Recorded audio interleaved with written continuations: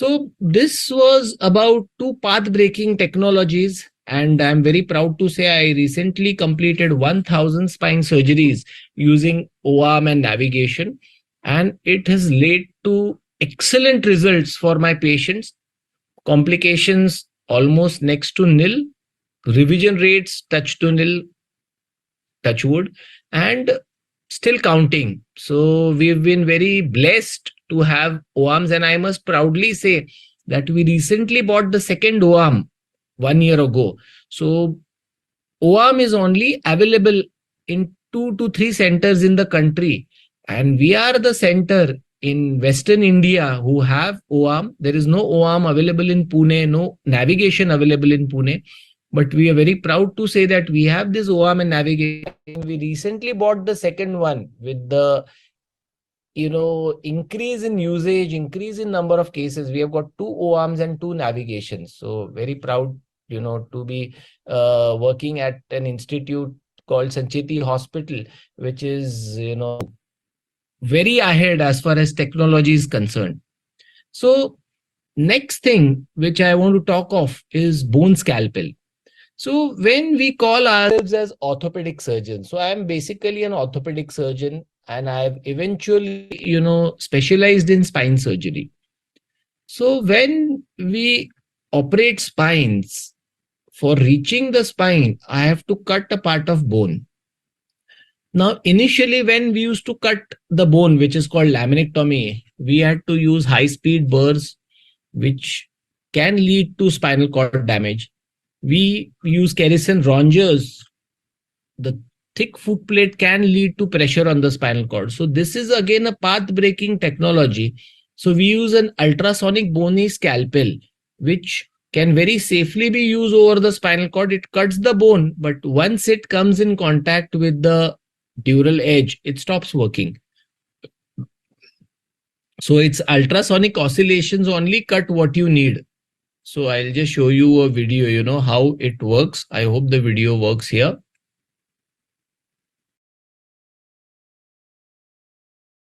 So I'll take you through a case. So this is a 23-year-old male, and he had deformity over the mid-back and rigid dorsolumbar curve, neurologically intact. Diagnosis was dorsolumbar scoliosis secondary to ankylosing spondylitis. Now, in an ankylosing spondylitis, doing an osteotomy is a very challenging job. So you can see how this ultrasonic bone scalpel I'm using over the spinal cord. So you can see this is the dissected area. I've put the screws here, and this is the lamina over the dorsal spine. So this is somewhere around D6. And when I need to do an osteotomy in order to make the spine straight, initially I had to use burrs, but burrs can be risky because I said it can cut the spinal cord also. But these ultrasonic bone scalpel, when I'm cutting, it just cuts the bone. And when it comes in contact with the spinal cord, it stops working. So you can see here.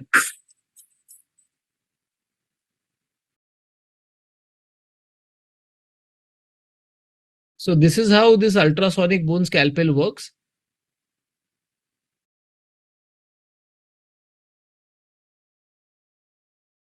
You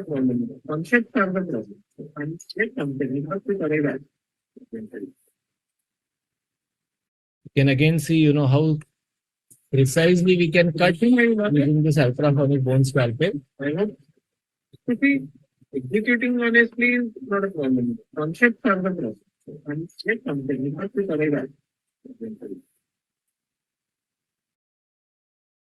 And you can see after doing osteotomies,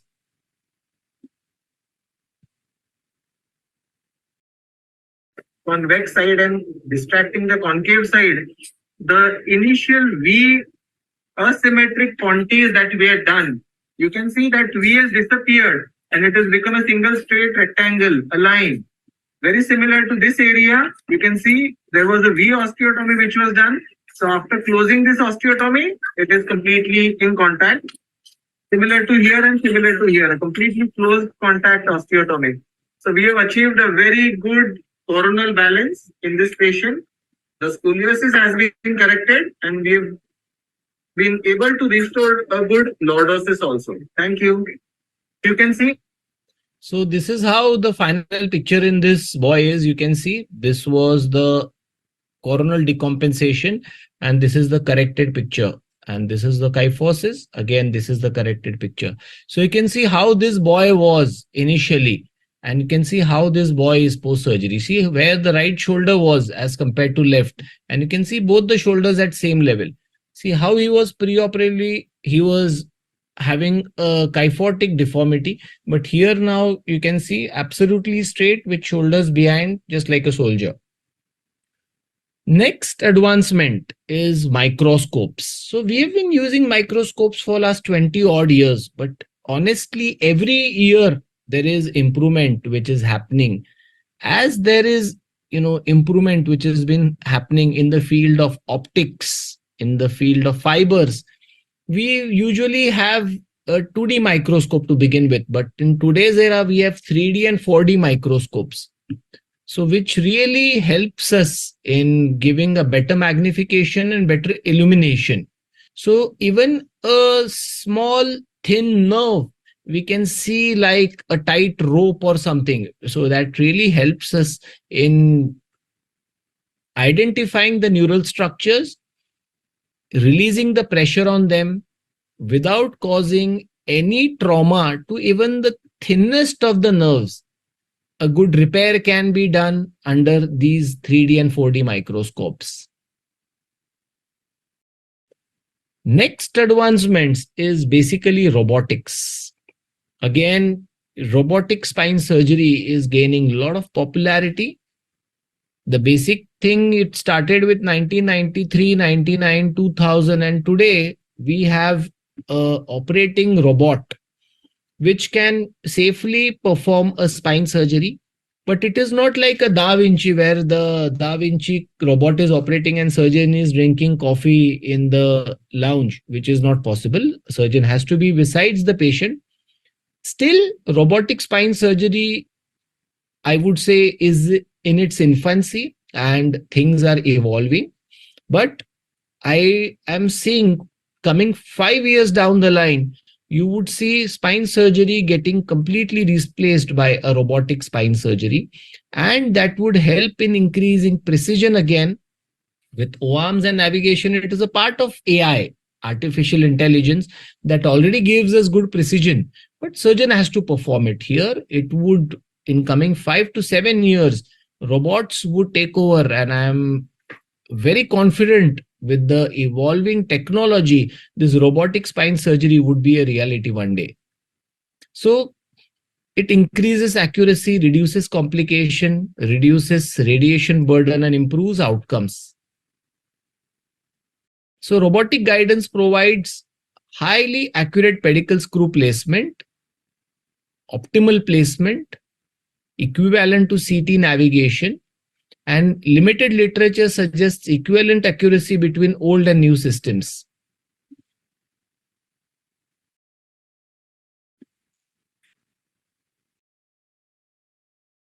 The next path-breaking technology that has really made life of spine surgery very easy and comfortable is intraoperative neuromonitoring.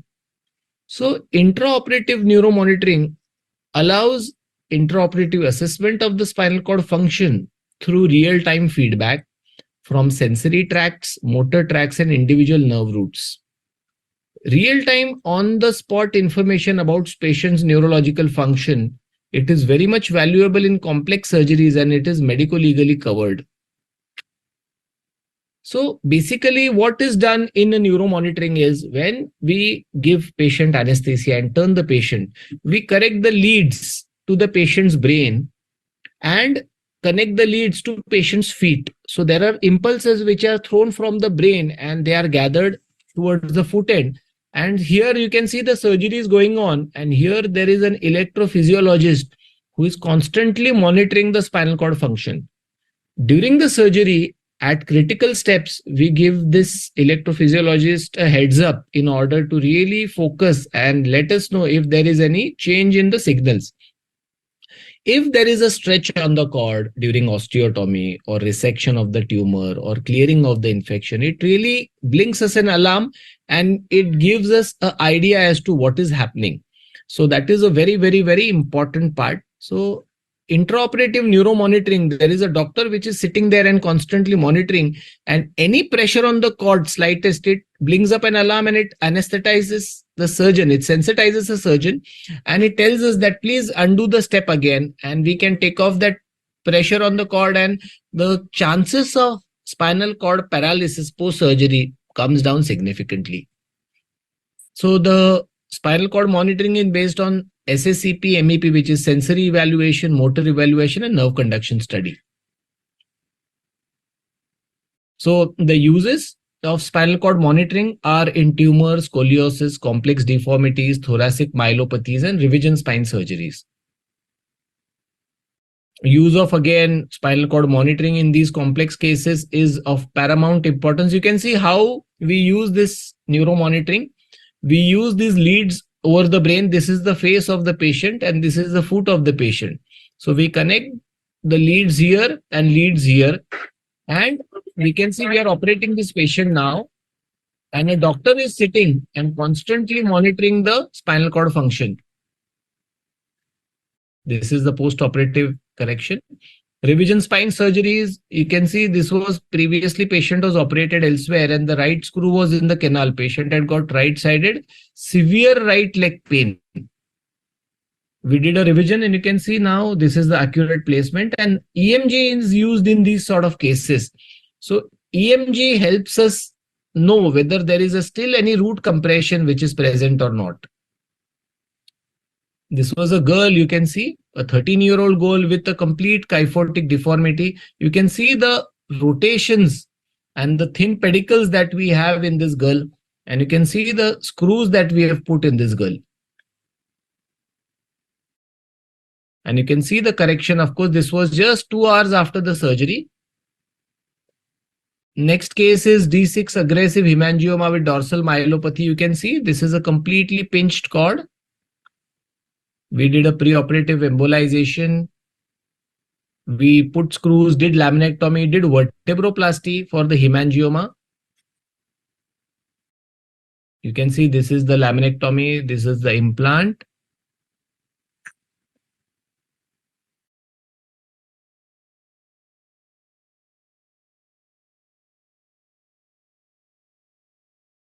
You can see we have removed the T5 and T6 lamina, and we can see the cord pulsations now going.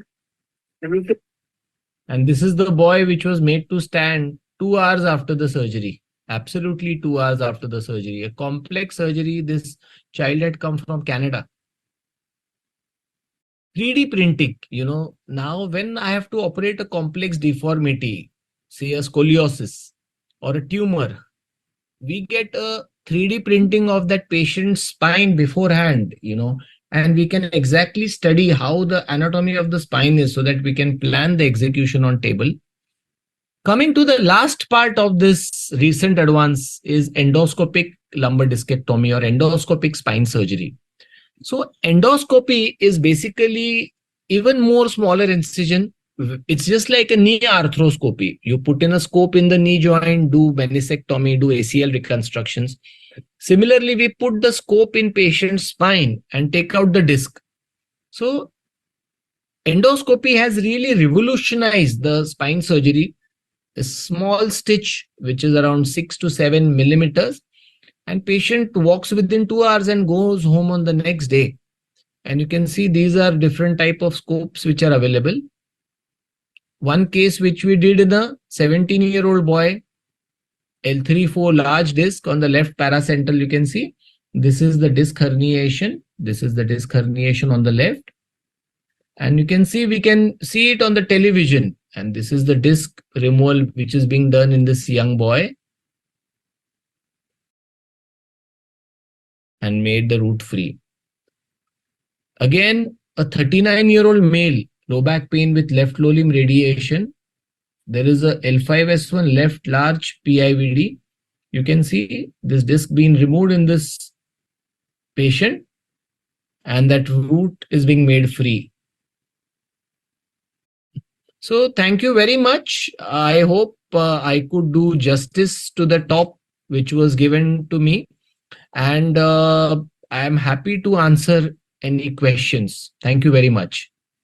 We are incredibly grateful, sir, for your willingness to share your knowledge and time with us. Your lecture will undoubtedly have a positive impact on many students. And, sir, it was truly an honor to hear from such a renowned authority in the field of surgery. Thank Your you. Thank talk on recent advances in spine surgeries was both informative and inspiring. Thank you, sir. you. So there are a few questions from the audience. So the question is, how have minimally invasive spine surgeries changed the duration and intensity of physiotherapy required for recovery? Excellent question. So see, initially, if we see the historical aspect, now if I had to operate, say for example, an L4-5 stenosis. So if I had to operate with naked eyes, I had to open from L2 to S1, then reach to that particular point and then do a wide laminectomy. So that involved a bigger incision, more blood loss, wider laminectomy, wider resection of bone, more pain for the patient, more hospital stay.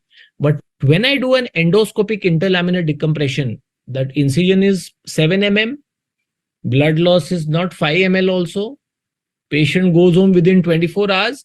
And the best part is I have not dissected any of the muscles. So there are important core stabilizers like the multifidus muscle. So in conventional spine surgeries, I erase out that muscle and it renders the back weak. But here I have not touched any of the muscles. I have just gone through the muscle plane. I have not cut any muscle. I have not erased any muscle. So the need for postoperative rehabilitation comes down drastically. Of course, physiotherapy is important, not denying the fact, but that has made patients' life easier, physiotherapists' life easier, and the success rate after the surgery for these minimally invasive spine surgery patients have come up incredibly. There are hundreds of papers available, level 1 publications, that as compared to open surgeries, minimally invasive spine surgeries, patients' rehabilitation has really worked faster and better as compared to open surgeries. Sir, the second question is how robot-assisted spine surgeries can influence therapeutic approaches. So, if I have to understand your question, means you're asking it from physiotherapy perspective, that how robotic Yes, sir. spine surgeries Assisted spine surgeries. How it have can influence the therapeutic. So physiotherapy approaches. very similar to the first question which was asked, that what is robotic surgery is number one, your incision sign is smaller. Number two, your blood loss is less. Number three, your duration of the surgery is less. Number four, you go home faster. And number five, the accuracy increases drastically. So when all these five criterias are met with a combination of minimally invasive spine surgery as well as robotic assisted spine surgery, I think the best part is the patient's rehabilitation really is quite faster and he can get back to his active lifestyle. So majority of our patients, they join back their office within a week time. They start driving their two-wheeler and four-wheeler in 3 to 4 weeks time. So this is the beauty of this minimally invasive spine surgery and robotic assisted spine surgery. Incredible, sir. Incredible. Sir, one more question. How the rise of disc replacement surgery instead of fusion surgery for disc herniated patients can affect the physiotherapy outcomes? Yeah, so disc replacement fortunately has just worked well in cervical spine, but disc replacement has failed miserably in lumbar spine. And the reasons for that are it's a very large weight bearing area, a lot of strong muscles attached to it, and the biomechanics of lumbar spine is there's a lot of stress on that particular implant which has been put in. So disc replacement became very popular in 2000 to 2005 to 10, but all these cases they started failing within a couple of years, and all these patients had to be converted to fusion. So disc replacement as far as lumbar spine is concerned is out. Instead, minimally invasive approaches have helped, and they have brought down the fusion rates. But in case any patient has got instability associated with stenosis, fusion is still the gold standard. But if you talk of cervical spine, the advantages of disc replacements in the cervical spine, because this is not a big weight bearing area, it's only the skull which it has to support to. But for the lumbar spine, there is the complete body's weight, big abdomen, big trunk muscles it has to support. So cervical disc replacement has helped. Disc replacement theoretically helps in preventing adjacent segment diseases, because if you fuse C5, C6, in few years, there is a theoretical risk that C4-5 or C6-7 will get affected, because that movement at C5, C6 is blocked. So cervical spine, yes. Rehab point of view, if you ask me, there is not much of change as far as disc replacement or fusion is concerned. It really doesn't matter much. But from the patient's functional outcomes and 6 to 10 years follow-up rate, it is definitely better over cervical fusions. Thank you, sir. Sir, one more question. Still, we advise brace to the patient post spine surgeries? Not at all. Not at all. Using a brace post spine surgery is not absolutely advocated from our unit, because see, what happens is these people, they get addicted to that brace. And these elderly people, then wherever they go out, they get habituated to it. Psychologically, they get addicted to it. They feel, me belt लावलंय, मला बरं वाटतंय. I'm using belt, I'm feeling better. So they don't realize that they have to use the belt only for 15 days or 1 month's time. They keep on using that belt forever, and then it leads to muscle wasting. It has its own problems. So we don't advocate use of braces post surgery, because we feel that if you have operated that patient, you have to give a stable construct. After your surgery, you should not rely on that small flimsy brace to give support to the spine. So we don't advocate use of braces post spine surgery. Sir, one last question. So, is there any contraindications for assessment post-operatively? As for after the spine surgery is concerned? Yes, sir. Yeah, so assessment like power of sensation can very easily be done, but we don't encourage, excessive forward bending or a lot of extension post spine surgery. So I always believe that, after spine surgery, 4 to 6 weeks, we should not do very heavy range of motion exercises for patients, because there is an annular rent through which we have taken out the disc. And if you give very aggressive exercises in first 6 weeks to 3 months time, the chances of disc recurrence, instability, stenosis recurrence can happen. So I always instruct all my patients, the best exercise for first 6 weeks to 3 months is walking, and follow proper ergonomics. Once 3 months golden period have passed by, then I encourage all my patients to start very aggressive physiotherapy, because by that time the rent in the disc has healed, the muscles have healed, the fusion has happened, so that we are not worried about any recurrence happening. So 3 months is the time where I tell all my patients that you can very safely start your core strengthening exercises now. Thank you, sir. Your talk on recent advances in spine surgeries, actually, it was both informative and inspiring for our students, and really you have made the complex topic understandable by our students.